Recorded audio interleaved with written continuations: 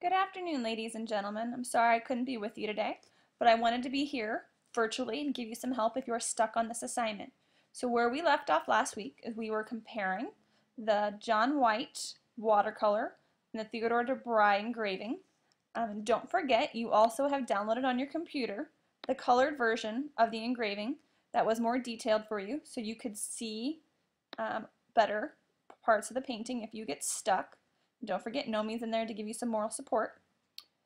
The other thing I wanted to let you know is you can click on each of these links at the top to get bigger images of the watercolor if that's the one you want to focus on. Or if you want to focus on the engraving over here by Theodore de Bry, once again click on this and it will give it to you. And if you're really stuck, you can click on this link here that says description and it will take you to some background information about the sketch, the drawing by John White here, and the engraving, because some of you had asked about what the different letters meant, and in the engraving it will help you read the key down here, I do believe. Nope, too far. So if you read the section up here, it'll tell you what each of the letters represented in the picture and give you some background if you're really stuck. Don't feel like you have to use this, but it's an option for you. So if I go back to the painting and we look at this, remember the big prompt that we're looking at that you have a copy of is right here. So if we go to the top, so our art and artifact writing prompt, the question that we've been asked is what can we tell about the Secoton tribe from these artifacts? Remember, you have multiple paintings you can use for this, so that's our big prompt. So we started brainstorming with that question on inspiration or on your own sheet of paper. So I'm going to start here with Secoton life, and then I'm going to go back to the prompt again and look, okay, so I know it's Secoton life. How does this painting describe them? What are the areas I'm going to break it apart? What are my aspects of their life I'm going to examine? Well, as I read this bottom, so aspects to include are basic needs, adaptations to their environment, and the social cultural interaction. So I'll go ahead and use rapid fire to do those quickly. So basic needs, social, let's do them in order so we don't get confused. Adaptations to the environment, and social cultural interactions. Let's go in order and I'll help you. Remember, I said you need at least 2 different examples, and fix these spelling errors so they don't bother me and you, for each one. So if I go back to the painting, whichever version I'm looking at, how do I tell that the Secoton tribe, how can I tell they meet their life and their needs from this engraving? So what's one thing in your head? Think about that. So I'm going back to the watercolor. And I heard a lot of you say the other day their houses is one way they met their basic needs. So I can do houses as a rapid fire off. Now, just saying their houses met their basic needs does not tell me a lot about how they built their houses or what they were made of or how they constructed them. So what you'll need here is at least 1, 2, a minimum of 3 details describing their houses, how they built them, what they built them off of. The more the merrier, but this is a minimum of 3 different facts about their basic needs. So then you need another descriptor, another example of how they meet their basic needs. And then once again off of that, you're going to need 3 examples. And I'm not going into great detail with basic needs because I think this is an area where you're going to be fine that you can clearly identify what their basic needs are.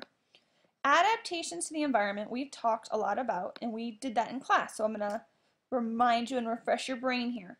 So one thing when we looked at these paintings, when some students looked carefully up at this corner, they said they saw different natives hunting. So one way they said they adapted to the environment was through their hunting. So hunting is my big idea, that they had to hunt. Now I have to give the descriptor. So think about some questions if you're going to ask about their hunting. And if I go to the colored engraving, it makes it a little easier to see up here now. So I'll hop up here. What can we say about the hunting? What can I tell from the painting about their hunting? So one thing I can tell is if I look at this man here, that he's hunting with a specific weapon. So I can use my rapid fire once again to describe the weapon. That they hunted using this weapon. Using what? Okay. So fill in what you can tell in the painting. Then I can also look at the picture over here and look at who I see is hunting. So if I had to guess what type of Native Americans these were based on how they're drawn and what I see and what we've talked about, I can talk about who did the hunting. Can also talk about these creatures up here that they seem to be hunting. So what are they hunting? Okay. I can also mention what they use their hunted animals for. So I can even do a branch off of, after I talk about what they hunted, I could say, what did they use them for? Uses for the animal. I want to make sure I give myself enough details to write a clear description of their culture and to give a good picture to someone who cannot see this image, but they're hearing my words. So then I would need a second example. So this is example number 2. And once again, it's going to need 3 details off of it, at least. The more the merrier. Use your descriptive language. So let's do these real quick. 1, 2, 3.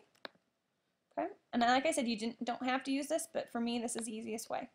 This is the one that I've gotten the most worries about, that people are confused about the social and cultural interaction. So once again, if I go back to my painting, and even if I go to this other painting, the other one that we've looked at, we haven't looked at much today. Where do I see social, meaning people interacting, and where do I see cultural or traditions of the tribe? Where do I see the people acting and reacting? What are they doing that might be part of their life? So I could use what I see here. What do I think it might be? So I could talk about that, and then some descriptions of what I see. Or I could use this other painting and look closely at the different ways people are interacting here and describe it. What do I see? So I'm going to need once again, 2 examples here. That's not where I want my link.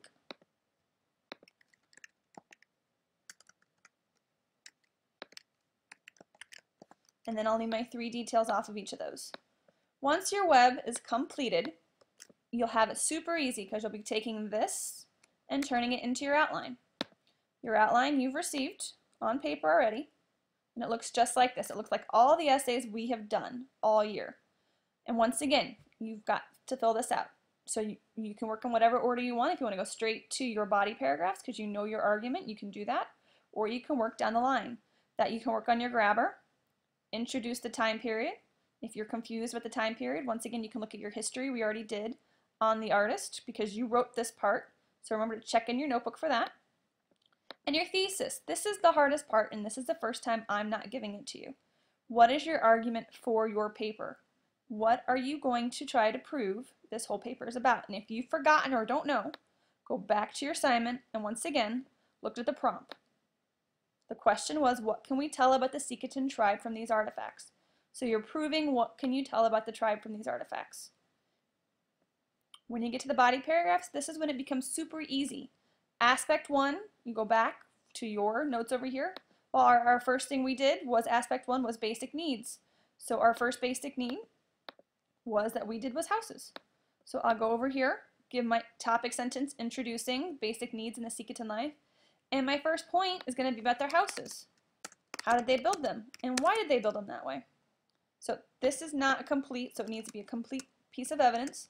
So you can talk about the layout of the houses or the construction of the houses and explain why they did that.